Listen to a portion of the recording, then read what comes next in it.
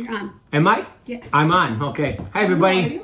How are you? Yeah, it's been a while since we brought an update. I've been pretty busy, and there's just two things basically I want to share with you. One is the trip to Ireland in late April and early May. I know you know about that, and also a not so silent retreat that I just got back from. This is Saturday.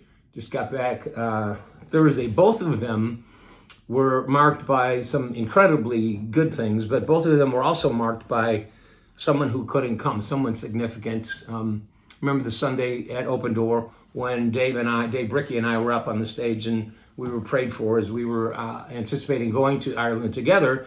And the day before, Dave texted me and we talked about Ava, who had emergency medical situation, which is right on the heels of Sophie, who had an emergency medical situation when they were in Guatemala. And it just right now, it was clear he just couldn't go. He needed to be a dad, he needed to be a husband, and that's who he is and what he did. And he stayed back, and it just made me do it all by myself. So, so anyway, no, it was a curveball, and I was real disappointed, and so was Dave. And I remember Bonnie wrote an email to a number of people that there was kind of a darkness over the whole thing. I was really sick just before that and wondered if I was going to go. And then Dave came with this, and the doctor cleared me to go, so I went. And I will say this, without going into the details, something that I've noticed since I was diagnosed with IPF, this idiopathic pulmonary thing, that every time I've had to do what I do, like speak or teach or just engage with people, I've been normal. I feel normal, and I might feel horrible right up to the moment. And so I'm going to keep doing what I do till I can't do it anymore. And but God shows up in these amazing ways. The theme at Newton Breda was becoming fully alive, which is one we talk about at Open Door all the time. But what I used was going back to the beginning. I was talking about my Gasping for Breath book, but it all started in the beginning with this breath. It was the breath of God, the breath of life. And when God breathed into the nostrils of his creation, the breath of life, the ruach of God, the spirit of God, we became a living soul. And not just a physical life, but a spiritual life. We are eternally alive kinds of people. And the text says among others, the breathing was easy. As we walked with God in the cool of the day, and we didn't have to hide from God or from each other. Though naked, we were unashamed. That was and other than making 15-year-old boys giggle because they were naked, it's a profound picture of being entirely unguarded and having nothing to fear. But then the serpent came, and this is all the theme of Newton Breda.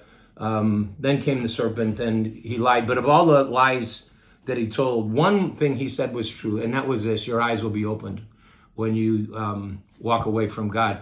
And their eyes were opened, and what they saw was they were naked, and what they felt was shame, and what they did was hide, and we've been hiding ever since, and that's what we talked about at Newton Breda, but we talked about that at the Not So Silent Retreat as well. And the person who couldn't come to the Not So Silent Retreat, now that's the retreats where I invite pastors mostly. It's been expanded. We always now have mostly pastors, and then there's 2 or 3 people that I care about and I know are on the journey of the kingdom of God. And so it's a group, but it's a small group. But this time Ned Berube couldn't come because of the serious burns that he had. He's been 38 days in the hospital, just came home yesterday. But going on this retreat, when this retreat was thought up because of what Ned and I experienced together, so we were inviting people into our experience, it felt a little wonky doing this retreat without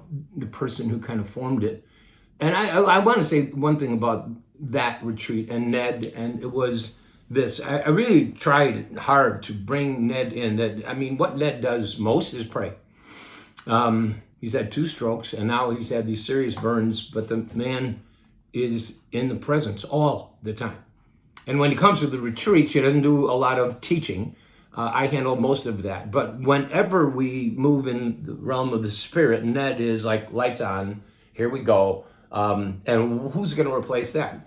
Well, nobody's going to replace that, but there are some people I know who can carry that kind of thing. Tom Johnson came, and Dwayne Miller came, and we know Ned, and the ministry time around the fire with these pastors was just crazy. One of the things that blows me away, I'm ADD and you're like crazy here, but when we gather these 10, 11 pastors and people around the fire, how quickly they go to the deep end of whatever it is they're going through. There's a lot of talk about how men never share their stuff. They never talk very deeply. Women do that real easily, and I'm maybe they do. I don't know. I'm not in those circles, but I'm telling you, that's not my experience with men, because it's incredible how quickly, especially if you give them a cigar and a sip of scotch, boom, deep end. It's stunning, actually, how open they will become with some other people they don't even know. They just met them, but they're all there for the same reason, because maybe they're at the end of themselves, or they're in some sort of transition, and it's not all around just some big tragedy, just trying to stay in it and be faithful to the end. Love how naturally supernatural the ministry time is when we start to pray for these guys. Words come, tears flow, God shows up. It's incredible. One of the people who came this time was recommended by one of you. I don't want to embarrass them. Jamie Mully would be really embarrassed. What, don't you think, if I mentioned her? Don't say her name. Okay, I won't say that. She emailed me, I don't know, a month or two ago, and just told me about a pastor who's a very dear friend of hers in Ohio. And would I reach out to him? I didn't know him.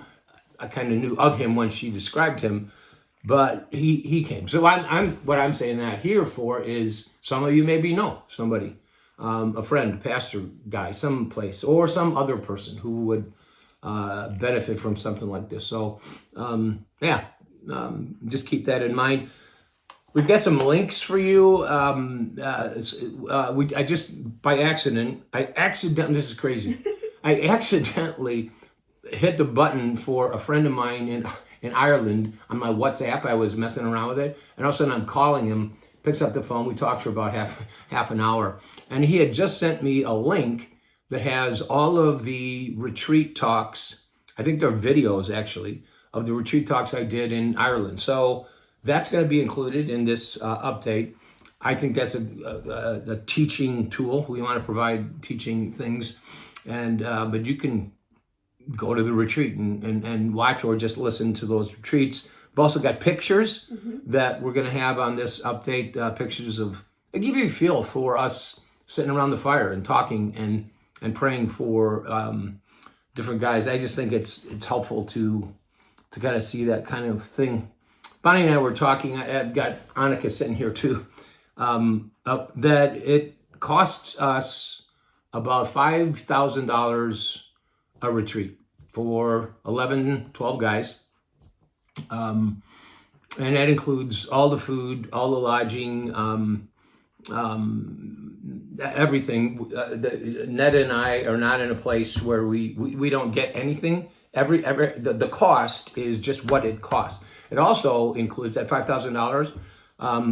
Almost every time, if we fly somebody in from the outside, we had one from Ohio, a pastor from Nevada, another one from Arizona, and we do everything we can to pay for their airfare. So that $5,000 includes 3 airfares this time, just to give you a feel for that. It also means I have a friend who has paid for 2 retreats, very generous. But I'm just throwing some stuff out there in terms of those of you who give. One, thank you.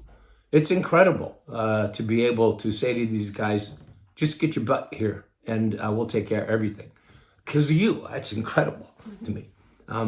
But some of you can give and even think about, okay, it's $500 a person, I'll pay for a person, or 2 or more. But I'd encourage you to think like that relative to these kinds of things. Everything you give goes directly, and nothing. It's really fun. The money that ever gets spent, it's their expenses. That's all it is. I just feel so grateful for the fact that we don't have to pull money out of what you give for Bonnie and I to live on, for Ned and Sue to live on. That's not an issue here. This is directly into ministry stuff, and that just feels really good.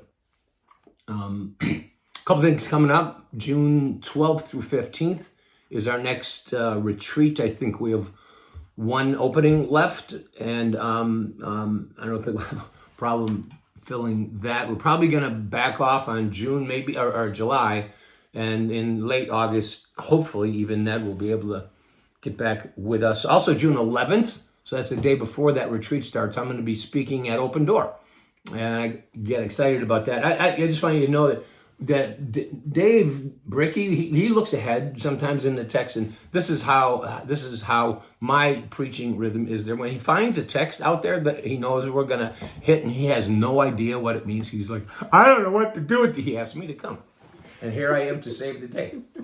And that's a bunch of baloney right there. Anyway, God bless you guys. I'm sorry this was so long, but I'm not that sorry. It's only, 11 minutes? No big deal. I could go on. Yeah, you could. No, I'm not going to. I'm cutting you off. God bless you. Bye.